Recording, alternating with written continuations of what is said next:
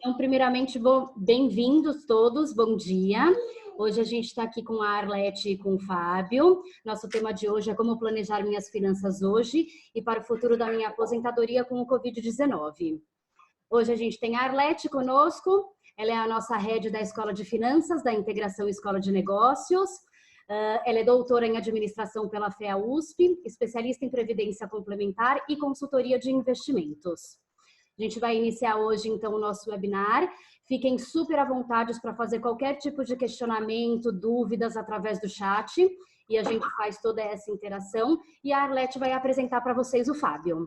Tá bom? Sejam bem-vindos. Bom dia a todos. Sejam muito bem-vindos mais uma vez. É um prazer estar com vocês aqui para a gente compreender juntos os impactos dessa crise global, que é o Covid-19. Não somente a saúde das pessoas, mas a economia e todos os seus agentes. Como a Luciana, agradeço a Integração Escola de Negócios pela iniciativa de promover mais este webinar. Vocês podem enviar, portanto, suas perguntas e dúvidas pelo chat e assim a gente torna o evento mais participativo e dinâmico. Hoje nós vamos estar tratando o último dos 3 temas da área de finanças. E está conosco, o Fábio Jambiage, que é cofundador comigo da plataforma que lançamos no começo de abril, de educação previdenciária e de simuladores para renda de aposentadoria, onde ele está. O Fábio é uma figura bastante conhecida na área de finanças públicas e previdência e é autor e organizador de mais de 30 livros sobre a economia brasileira, inclusive de previdência complementar, escrito comigo e lançado ano passado pela editora G. Atualmente trabalha no Departamento de Pesquisas Econômicas do BNDES, assina colunas mensais no Estado de São Paulo e no Globo. Agora eu vou passar a palavra para ele falar um pouco mais sobre a grande questão desse webinar, que é como planejar as finanças pessoais hoje e para o futuro da aposentadoria com o Covid-19. Depois a gente vai discutindo junto. Fábio. Bom dia, Arlete. Bom dia a todos. Obrigado pelo convite. Bom, basicamente o que a gente está assistindo é mais uma crise, claro que provavelmente a maior crise das nossas vidas, da nossa geração, pela extensão, pela dimensão geográfica e pelo caráter assustador, de certa forma, no sentido que envolve a coisa mais importante que é a vida humana, né? Agora, esperemos que ela seja superada. Acho que a superação vai se dar quando ocorrer a descoberta da vacina e a massificação. E aí vamos ver se no futuro então teremos oportunidade de comparar ela com as outras. Aqui no Brasil a gente teve crises importantes dos mercados, não é? Com movimentos de perda de valor de ativos relevantes em 95, 98, na crise de 2000, 2002, etc. E depois houve uma recuperação. O importante, respondendo à sua pergunta, Arlete, é sempre aquela velha lição, não entrar em pânico, entender que essas crises, principalmente dos ativos financeiros, acontecem ao longo da vida. Uma pessoa que começa a se organizar, a ter relações com o mundo financeiro em torno dos 20 anos de idade, se tiver sorte e for longeva, vai até a altura dos 90 anos aproximadamente. Então, eu sempre digo que quando se pensa em previdência, a gente tem que pensar em 7 décadas, né? E ao longo de 7 décadas é inevitável que tenha várias crises. Infelizmente, a nossa geração, eu tenho quase 58 anos, viveu muitas crises, não é? Nesses 36, 37 anos de profissão.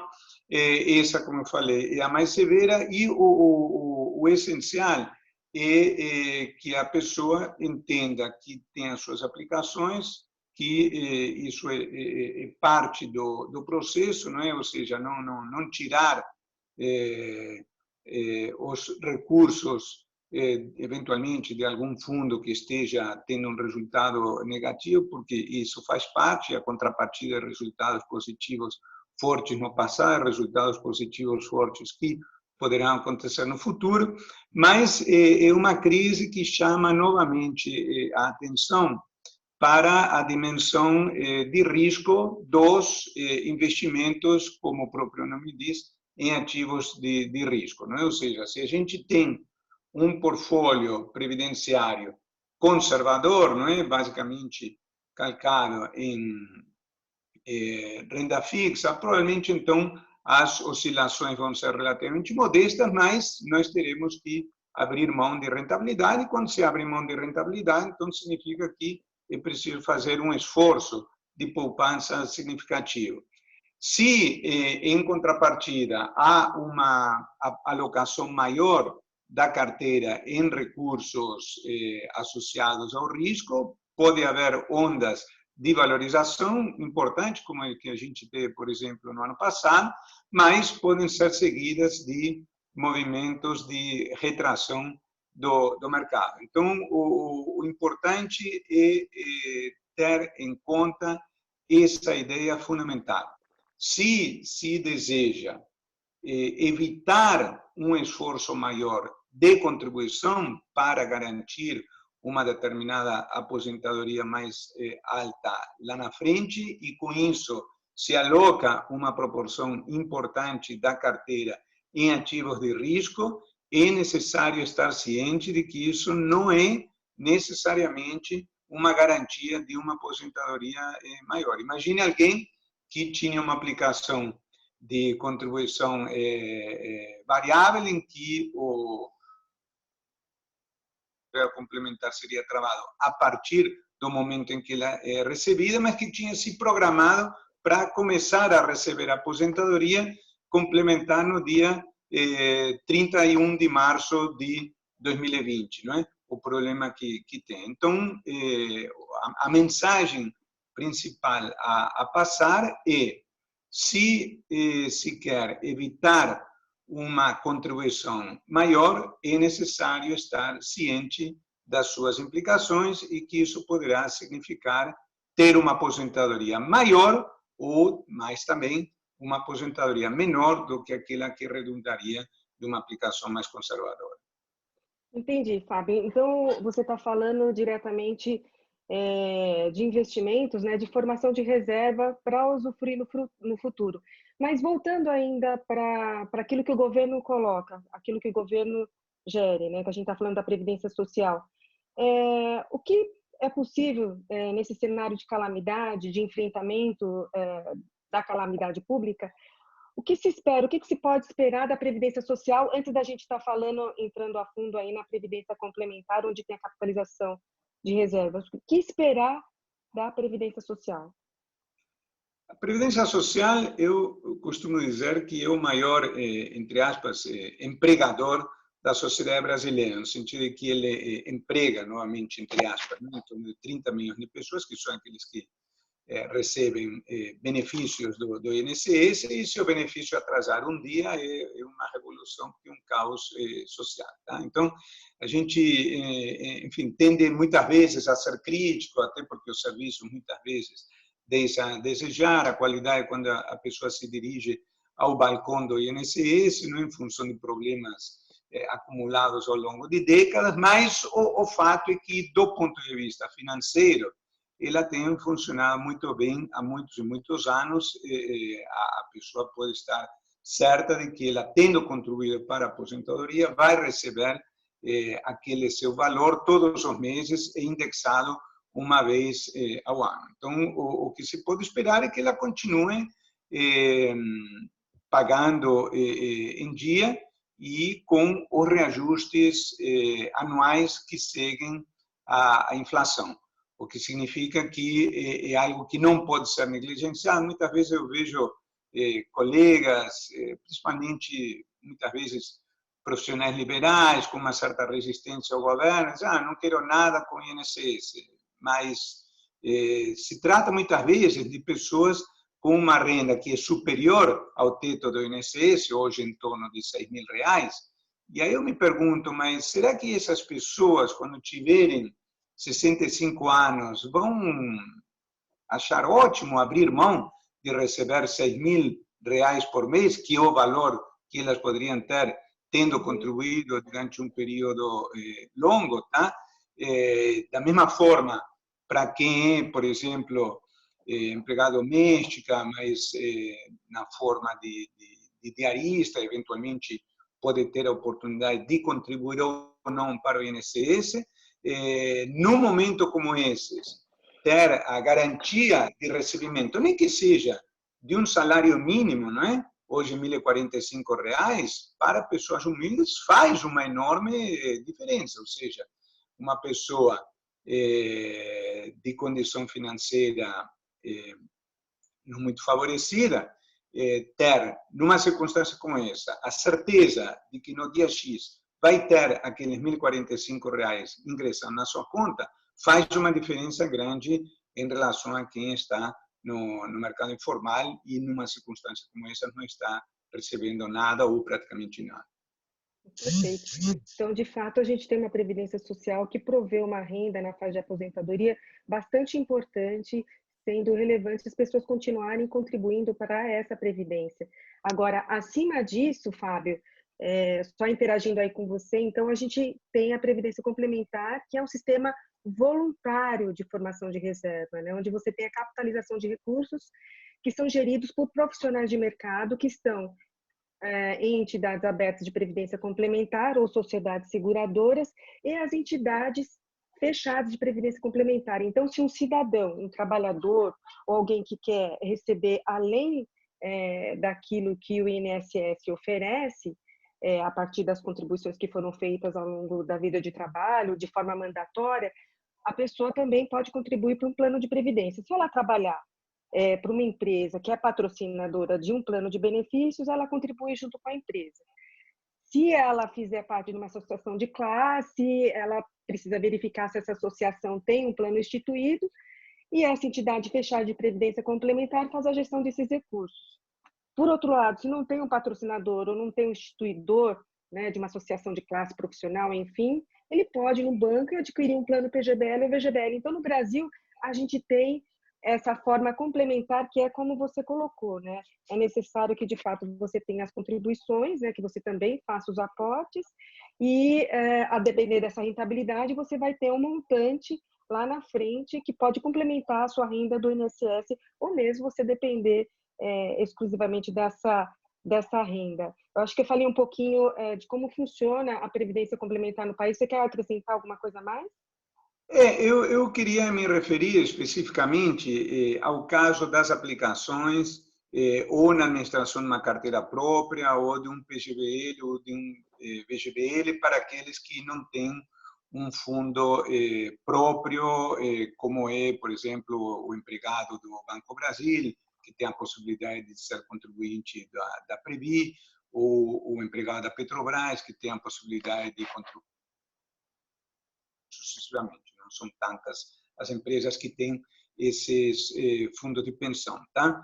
E aí, para essas pessoas, o site, o Longevità, Arlete, que você mencionou, eventualmente pode ser útil para quem tiver interesse, www.longevitaprevidencia.com. Aí, eventualmente, se você... Estou vendo a tela? Está vendo a tela? A tela. Eu vou fazer um raciocínio para que a pessoa perceba as dimensões envolvidas nessa reflexão. Imaginemos um caso comum, uma pessoa que trabalha no setor privado, contribui lá para o INSS, mas tem uma renda maior do que o teto, que gostaria de preservar o seu nível de vida, o seu padrão aquisitivo, uma vez que se aposenta. Mas acordou relativamente tarde para a questão e, ao invés de começar a contribuir aos 20, 25 anos, dormiu um pouco no ponto e começa a se tocar acerca da importância disso na meia-idade, na altura dos 45 anos. Então, vamos supor que essa pessoa contribui dos 45 até os 65 anos e depois faz um cálculo para como se ela tivesse ciência do momento em que vai partir e faz as contas estimando que vai viver até os 85 anos. Então, a conta, se a... Estou mostrando aqui, Fábio? Se a pessoa contribui, nesse caso, com R$ 1.000 por mês durante 20 anos, no mundo, sem tributação, sem inflação, um mundo simples, tá? A conta é muito simples, como contribui durante 20 anos com R$1.000, vai ter depois outros 20 anos R$1.000 de aposentadoria. Mas olha só que curioso, com 6% de juros reais, que é o mundo que a gente viveu até tempos atrás, não é? na época dos juros salgados do Brasil, com R$1.000 de contribuição durante 20 anos, com 6% de juros reais, a pessoa poderia ter uma renda, volto a dizer, no mundo sem inflação, etc., de R$3.207. Agora, a questão é a seguinte, no mundo real existe inflação e existe tributação, e não é pouca. Então, esse simulador, para que a Leti está mostrando aí, para o caso em que a pessoa começa a contribuir aos 45 anos de idade, contribui até os 65 e depois vai e leva a renda até os 85 anos de idade, com... Desculpa, não estou vendo aqui. Tá. Então, com aqui a contribuição é de R$1.000, né? R$1.000. Então, com 0% de juros reais, quem começa a contribuir aos 45 anos de idade, com 0%, vai ter uma renda depois de R$819. Ela é inferior àqueles R$1.000 que eu mencionei antes, justamente pelo efeito da tributação que vai comer um pouco disso. Agora, com 6% de juros reais, ela vai para R$2.206. Então, eu quero chamar a atenção para esses dois fatos. A importância de levar em consideração esses detalhes, a incidência da tributação, a importância da inflação, porque isso afeta essa rentabilidade e, principalmente, o efeito dos juros reais. Então, esta é uma mensagem importante que eu gostaria de deixar para quem está nos ouvindo, que no mundo de juros reais menores, como tudo indica, e o mundo para o qual a gente vai nos próximos 20 ou 30 anos, comparativamente ao mundo em que a gente viveu aqui no Brasil nos últimos 20, a contribuição individual maior provavelmente terá que compensar esse menor resultado que virá dos juros, tá? Porque com juros reais elevados, os juros faziam parte relevante do trabalho de poupança. E agora, com juros menores, essa renda que derivaria de um determinado valor da contribuição mensal vai ser inevitavelmente menor. Então, de duas uma, ou as pessoas vão ter que se acostumar a um padrão de aposentadoria inferior ao da geração anterior, ou senão elas terão que contribuir uma proporção maior dos seus salários para tentar preservar algo parecido ao último salário. Ou seja, a gente viu muito, nós temos muito conhecidos, não é? Pessoas que, por exemplo, trabalharam em alguma dessas empresas que eu mencionei, contribuíam com 8, 9% do seu salário e se aposentavam com algum valor próximo do salário de final de carreira, tá? Agora, ou a contribuição terá que ser bem maior, não é? Terá que ser, digamos, 13, 14, 15% do salário para quem puder, ou senão a pessoa terá que se aposentar não com o último salário, sim com 60%, 70% do último salário e, enfim, estar preparada para essa eventualidade. Ô, Fábio, é excelente, né? Eu acredito, né, que a gente entende que o benefício do INSS é extremamente relevante, bastante favorável ao trabalhador e àquele que vai contribuir, e que há necessidade de você também contribuir ou formar a sua reserva para a complementação, a fim de que você possa manter ou se aproximar do padrão de vida que você tem na sua fase laboral, no momento que você está ativo. Então, na aposentadoria, você também tem essa complementação de renda.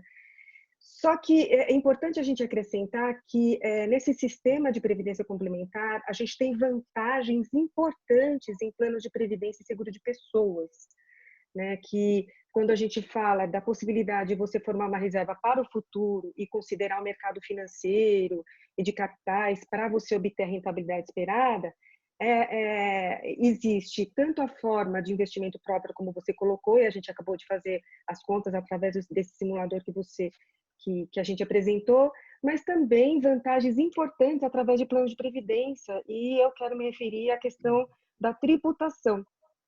Então, faz toda a diferença quando você compreende a possibilidade de você optar por um dos regimes, o regime progressivo, o regime regressivo.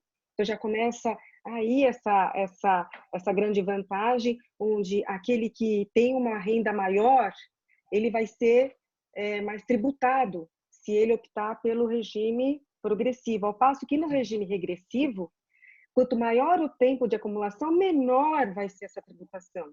Ou seja, depois de 10 anos, ele passa a pagar 10% de imposto de renda, de alíquota de imposto de renda, enquanto no investimento próprio, a alíquota mínima é 15%. Ou seja, existe um incentivo para a formação de reserva, esse incentivo vem da parte tributária, é importante que seja compreendido, porque no momento da contratação de um plano de previdência, você tem a opção, né, de escolher entre esses dois regimes.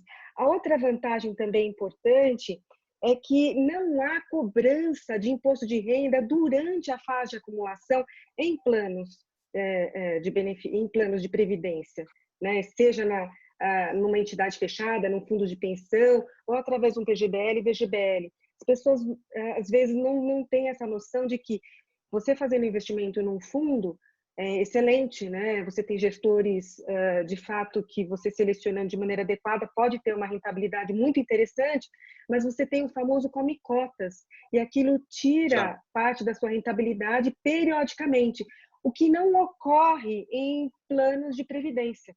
Então, e a gente chama esse período de acumulação uma fase de diferimento do imposto de renda, quando você vai lá pagar lá na frente.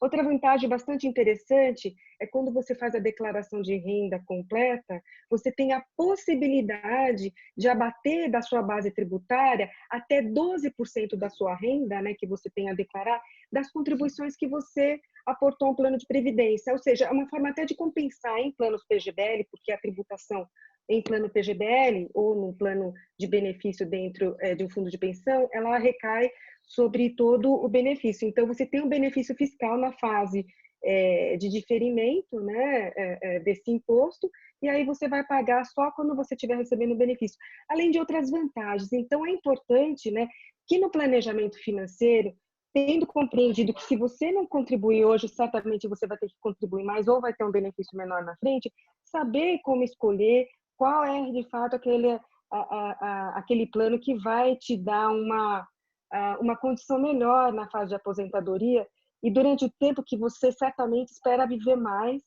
né, e de maneira independente, né, ou seja, garantindo as condições de você continuar as viagens, de pagar um plano de saúde que você já está acostumado, enfim. Fábio, aproveitando, eu queria que você falasse da questão da previdência e exercício da cidadania.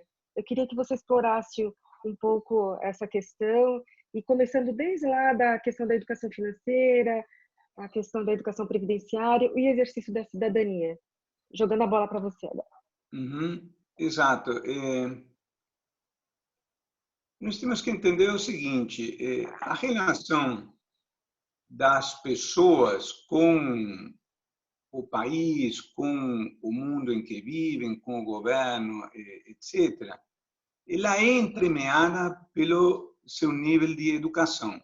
E quando eu digo educação, eu estou dizendo também educação financeira, ou seja, uma pessoa segura de si vai ser provavelmente um cidadão melhor, no sentido de que vai ser um cidadão menos indefeso diante das incertezas da vida, do poder dos governos, etc. E aí, nesse sentido, acho que nós temos uma deficiência muito grande na nossa formação, e essa deficiência é comum a todas as classes, porque ela afeta mesmo as classes de renda maiores. O que eu digo é o seguinte, que as nossas crianças, os nossos jovens, adolescentes, eles cheios de noções acerca de como resolver os problemas do mundo, não é? Em geral, a gente é bastante catequizado na escola, com alguns dogmas contra o sistema, etc. Mas ele é incapaz de ter a menor ideia de como resolver uma questão, duas questões, que vão ser essenciais para a sua vida como adulto. A primeira, quanto é que ela deveria tentativamente contribuir dos 20 e poucos até os 30 anos, para pouco depois dos 30 anos poder dar entrada para a casa própria, né? E uma conta relativamente simples, no sentido de que se precisa ter os instrumentos de uma progressão geométrica, que é um instrumento que a gente aprende no ensino médio, tá? E o fato é que a pessoa, enfim, no começo da vida profissional, todo mundo ganha pouco, e às vezes a pessoa se descontrola, gasta um pouco mais aqui, começa a querer viver sozinha, longe dos pais, as contas aumentam, entra no cheque especial, aí com aqueles juros absurdos, etc. E depois, quando cai em si, já está devendo os tubos e devendo o banco, sendo prisioneira desses juros e ficando numa situação pessoal de vulnerabilidade, etc. E a outra questão, que vai ser fundamental mais à frente, é quanto é que ela teria que contribuir um pouquinho mais, talvez 25 anos, em diante, para aqueles que têm uma renda maior na sua vida profissional do que o teto do INSS, ter, a partir dos 60, agora com a nova reforma previdenciária, 65 anos, uma renda tal que lhe permita, somada com a do INSS, ter uma renda total que não seja muito menor do que aquela que recebia pouco antes de se aposentar. Novamente, estamos falando de algo que é relativamente simples em termos de matemática financeira, mas que a pessoa simplesmente não pensa nisso. Então, eu sempre digo que nós, idealmente, deveríamos ter na escola, no ensino médio, 3 cursos. No primeiro ano, um curso de noções gerais de educação financeira, mais filosóficas, associando a importância disso para a vida futura. Depois, com uma base matemática um pouco melhor, um curso de educação financeira para dar noções numéricas um pouco mais sofisticadas. E no terceiro ano, já a pessoa mais madura, já tendo essa base financeira, um curso de educação previdenciária. A pessoa pode dizer, não, mas isso não me interessa porque eu vou ser músico, vou ser pintor, vou ser advogado. Não, de jeito nenhum, tá? Uma pessoa com esses conhecimentos, ela vai ser uma pessoa mais segura de si mesma e mais segura na sua relação com o resto do mundo. Ter uma boa noção dos números, poder estar familiarizado com esse tipo de contas, vai ser muito bom para a pessoa, seja ele economista, seja administrador, seja músico. Por que um músico não teria interesse em saber quanto é que ele deveria contribuir todos os meses para, a partir dos 65 anos, ter uma renda complementar de 1.000, de 2.000, de 3.000 reais, vai depender de quanto a pessoa puder aspirar, tá? Então, eu sempre cito o caso que me foi dito por um colega que era diretor de banco, ele era responsável pela educação previdenciária como parte do esforço de divulgação institucional do banco para o qual trabalhava. E ele me contou que uma vez foi dar uma palestra sobre essas questões, e no final se dirigiu a ele uma senhora muito bem vestida que chegou para ele em torno dos 45, 50 anos e disse para ele o seguinte: olha, muito obrigado pela sua palestra, aprendi muito.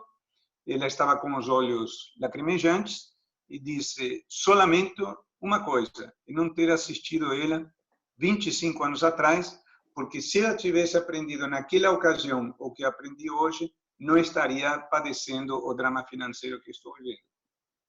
Deu a impressão de que era uma pessoa que ou tinha se separado ou enviuvado e, de repente, passou a se ver diante de uma condição financeira para a qual não estava preparada e que, se ela tivesse tido os instrumentos conceituais para aprender a pensar nessas questões desde os 20 anos de idade, teria se preparado melhor.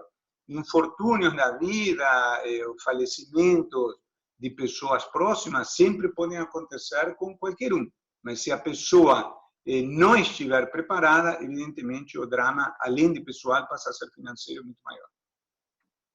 Com certeza. Você me fez lembrar do seguinte, né? A gente tem um gráfico bastante interessante no site, eu vou compartilhar com vocês, que explica a questão do milagre da taxa de juros, ou seja, a importância da educação financeira e de ter um comportamento realmente voltado para a disciplina no momento de contribuir, o que acontece, né, com a reserva que vai ser capaz de subir, de complementar a sua renda. Eu vou compartilhar a minha tela e vou entrar aqui. Você está vendo? Deixa eu ver aqui se já consegue ver minha tela. Sim. Então, eu vou entrar no blog e eu vou acessar os artigos relacionados a juros e inflação. E tem um artigo aqui, Como Ter uma Vida Financeira Tranquila no Futuro, onde a gente já explica, né? Não deixa de ser um resumo do nosso webinar, que fala a questão de você investir o quanto antes e entender como o tempo pode ser o seu grande aliado, ou seja, num processo de educação financeira, você compreende, você adquire conhecimento e mantém e consegue essa segurança no momento de investir e saber o que acontece a partir do momento que você, ao longo do tempo, faz as suas contribuições de forma disciplinada. Então, tem um fator de comportamento importante que a gente tem que aprender logo cedo, que a gente precisa aguardar, né? E nessa acumulação tem um outro mecanismo importante no mercado financeiro de capitais, que é a rentabilidade, que é a taxa de juros, né? Então, na medida em que você tem uma taxa de juros interessante no mercado para você investir, uma taxa de juros quanto mais alta, em tese, para investir sem risco, é importante, né, que você tenha essa curva em verde aqui é aquilo que você acumulou, mas essa diferença aqui, olha só, a reserva que você está acumulando é obtida no mercado financeiro de capitais. Quando essa taxa de juros de mercado ela reduz, você tem que compreender melhor o risco. Como o risco ele pode te ajudar a obter a rentabilidade esperada. Mas isso é um outro enfoque. O fato é que nós precisamos de educação financeira para, de fato, exercer a cidadania e poder ter o comportamento voltado para continuar, para fazer as contribuições para a formação de reserva. Isso me remete a uma outra questão, né? E a gente já está aí com 35 minutos, a gente já tem que caminhar para o final, que é a questão de a gente não se apavorar em meio à calamidade, né? Não tomar decisões precipitadas. Como você bem colocou, se você olhar nos investimentos, provavelmente você vai estar vendo uma rentabilidade não tão interessante que está impactando a sua reserva. Nesse momento, o conhecimento financeiro de mercado de capitais, ele contribui para entender que o tempo é seu aliado para a correção de situações como essa. Ou mesmo, falar assim, não, agora eu tenho que aportar mais e não resgatar aquilo que você tem, né? Compreendido a situação da necessidade atual, né? Então, quando você fala em confiança, me lembrou que conceitos básicos de finanças, eles contribuem até para evitar esse efeito manada de sair num momento como esse da reserva que você formou com medo, né? Ou mesmo deixar de contribuir. Ô, Fábio, eu queria que assim você mesmo estivesse falando um pouquinho por que a gente a questão, a longevitar, a criação da longevitar como forma de ajudar as pessoas nesse processo. Vamos lá, só complementando antes disso, aquilo que você disse, é importante entender que essas crises no passado foram superadas. Estava, antes de começar, olhando um pouco os dados do passado, a gente teve algumas grandes crises no mercado acionário, refletindo crises do país. Então, se a gente toma como referência a rentabilidade anual entre final de dezembro e final de dezembro, na crise de 95, que a bolsa capotou razoavelmente, depois nós demoramos um ano para recuperar o nível prévio à crise. Na crise de 98, a mesma coisa, com a recuperação de 99. Depois, no período 2000, 2002, nós tivemos uma sucessão de crises, 3 anos ruins. Aí voltar ao ponto anterior demorou 2 anos. Na crise de 2008, depois tivemos um ano muito bom, 2009. E depois também em 2010, e na crise de 2013, 2015, que foi uma crise mais duradoura, mais severa, nós demoramos 3 anos para recuperar os níveis anteriores. Agora estamos assistindo a um tombo considerável. É difícil imaginar que a recuperação vai se dar em curto prazo, em curtíssimo prazo, até porque vai depender da descoberta da vacina para uma série de atividades serem recuperadas plenamente, tipicamente viagens, aglomerações, espetáculos com 100.000 pessoas, etc., etc., mas ela será superada, assim como outras foram no passado. Em relação à sua pergunta sobre o longevidade, só para compartilhar com quem está nos ouvindo, a ideia foi compartilhar experiências, o meu gosto por determinado tipo de contas associadas à matemática financeira, esse tipo de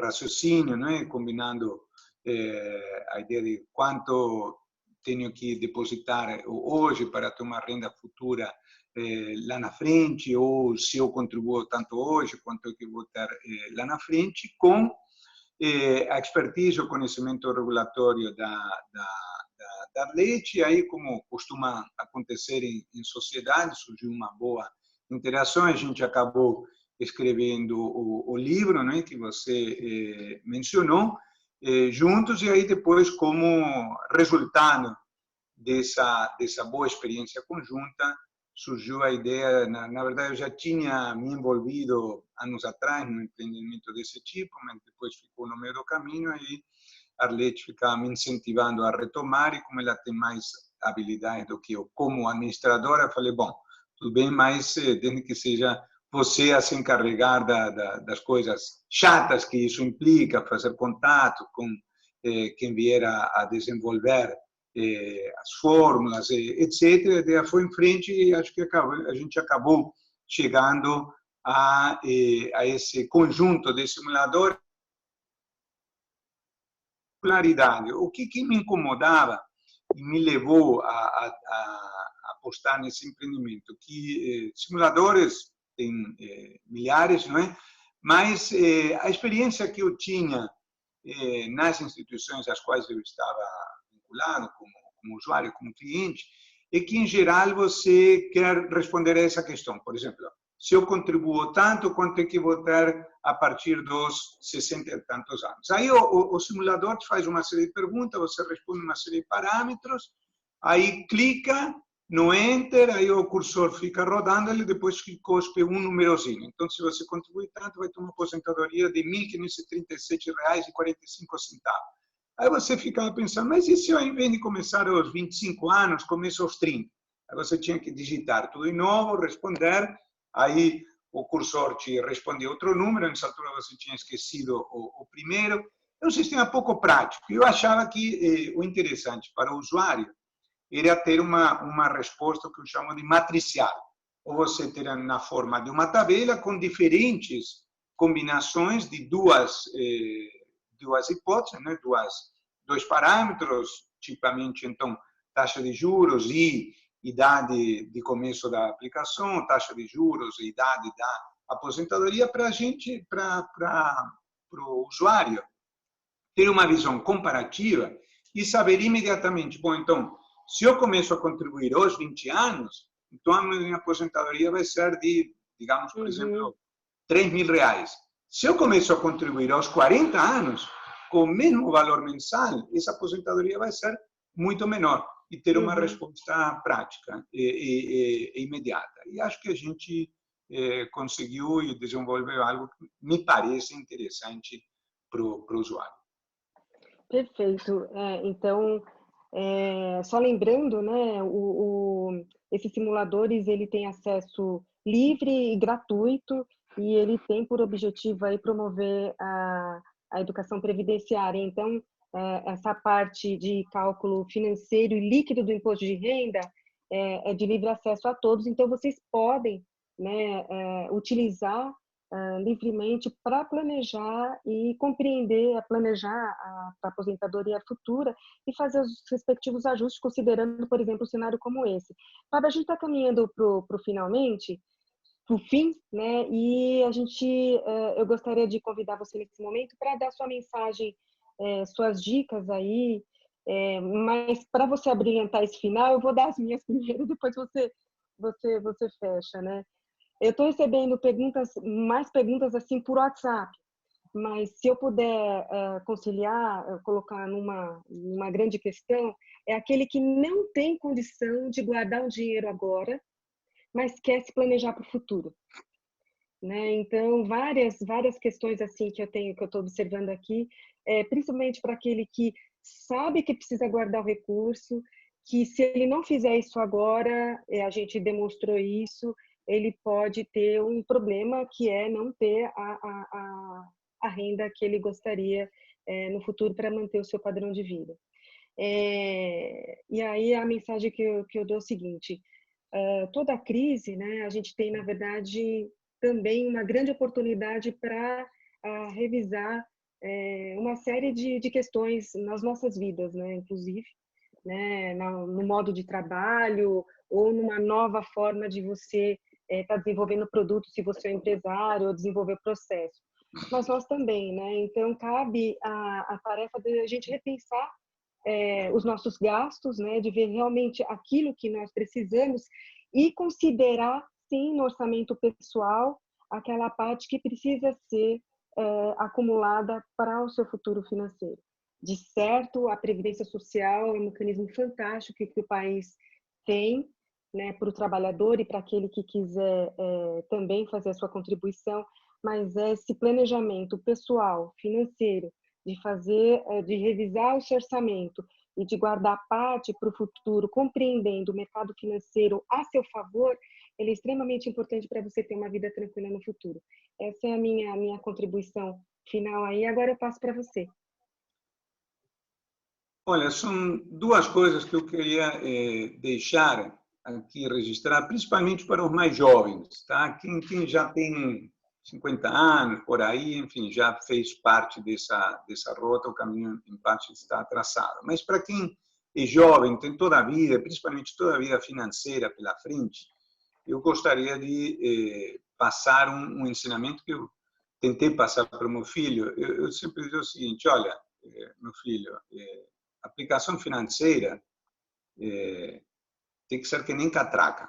Catraca é um negócio que funciona para um lado só. Você passou na catraca, não pode voltar atrás, tá? Então, aplicação financeira. Botou dinheiro na tua aplicação, aquilo não vai sair de lá, a não ser quando você compre um imóvel, que aí, obviamente, vai envolver uma despesa muito grande, não é?